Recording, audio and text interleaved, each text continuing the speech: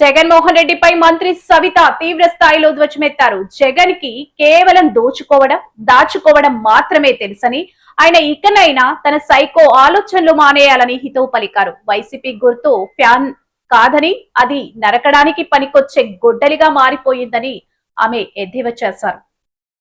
ఆయన అక్రమ ఆస్తుల కోసం ఎవరినైనా బలి తీసుకుంటాడనే విషయం మనందరికీ తెలుసు.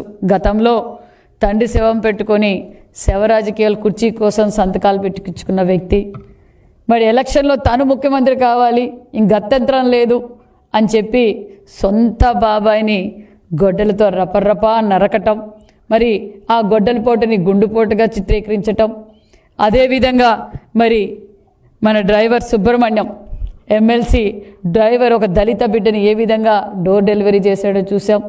అంతేకాకుండా మరి మరో బీసీ బిడ్డ అమర్నాథ్ గౌడ్, ఇలాంటి బీసీ బిడ్డలు దళిత మరి వాళ్ళ జగన్మోహన్ రెడ్డి గారి మేనమామకు గిఫ్ట్గా ఇచ్చారన్న విషయం కూడా మీకు తెలియజేస్తున్నాం.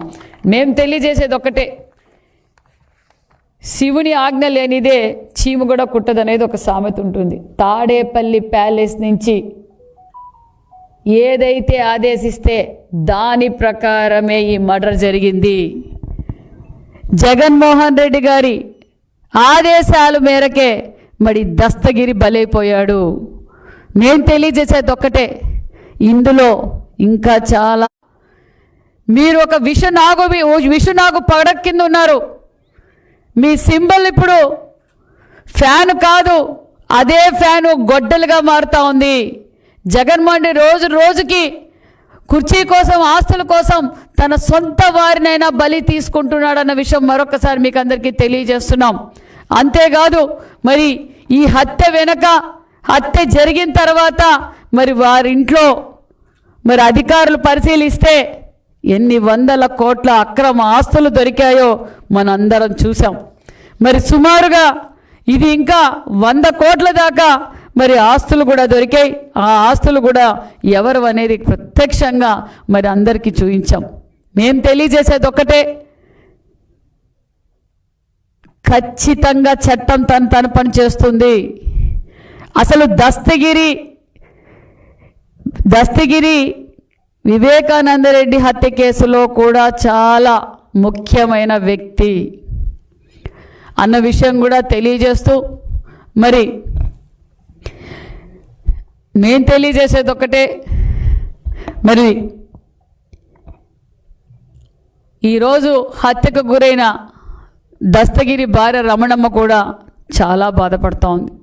మేము ఎంతో నమ్మకంతో జగన్మోహన్ రెడ్డి గారు ఏం పని చేయమంటే, ఏం అరాచకం చేయమంటే అరాచకం చేశాం. లాస్ట్కి జగన్మోహన్ రెడ్డి గారికి మేము దోచిపెడితే ఆ జగన్మోహన్ రెడ్డి నా భర్త శవాన్ని నాకు గిఫ్ట్గా పంపించాడు. ఇలాంటి నీచుడా ఈ జగన్మోహన్ రెడ్డి గారని ఆమె ఈరోజు ఏ విధంగా బాధపడుతుందో మనం చూసాం. మహిళలు పసుపు కుంకాలతో ఆడుకోవడం మీకు అలవాటే జగన్మోహన్ రెడ్డి గారు. ఎందుకంటే గతంలో సౌభాగ్యమ్మ, మీ పిన్నమ్మ సౌభాగ్యమ్మ గారి సౌభాగ్యాన్ని తీసేశారు. ఈరోజు పెద్ద దస్తగిరి భార్య సౌభాగ్యాన్ని తీసేశారు. మరి ఇలా మహిళ జీవితాలతో ఆడుకుంటున్నారు జగన్మోహన్ రెడ్డి గారు. మేము తెలియజేసేది ఒకటే, ఖచ్చితంగా ప్రజలందరూ చూస్తున్నారు. మీ సైకో ఆలోచనలు మానేయాలి. సైకో ఆలోచనలు మానేస్తే మీరు, మీ కుటుంబ సభ్యులు మీరు ఏదైతే దోచుకున్నారో మీరు ఖచ్చితంగా ప్రజలకు జవాబుదారీ, ప్రభుత్వం ఖచ్చితంగా కఠినమైన చర్యలు తీసుకుంటుందన్న విషయం కూడా మీకు అందరికీ తెలియజేస్తూ మరి మేము తెలియజేసేది ఒక్కటే, మరి జగన్మోహన్ రెడ్డి గారు మామూలుగానే ప్రాంతాల మధ్య, కులాల మధ్య శవ రాజకీయాలు చేస్తూ ఉంటారు. గతంలో మనం చూసాం శవ రాజకీయాలు ఆయన చూడడం, ఆ శవ రాజకీయాలు చేయడానికి వచ్చినప్పుడు వారి కారు కిందే సింగయ్య చనిపోవడం మనం అందరం చూసాం. మరి ఈరోజు ఇదే జగన్మోహన్ రెడ్డి గారు అదే కడప జిల్లాలో ఉన్నారు. మరి ఎందుకు జగన్మోహన్ రెడ్డి గారు దస్తగిరి కుటుంబాన్ని పరామర్శించలేదు? మామూలుగానే శవ రాజకీయాలు చేయడం జగన్మోహన్ రెడ్డి గారికి అలవాటు కదా. తండ్రి గారు శవం పెట్టుకొని రాజకీయం చేశాడు, వివేకానంద రెడ్డి గారి శవం పెట్టుకొని రాజకీయం చేశాడు. మరి మామూలుగా అనుకోకుండా గంజాయి కేసులో చనిపోయిన వారి మీద కూడా శవ రాజకీయాలు చేయడం అలవాటే.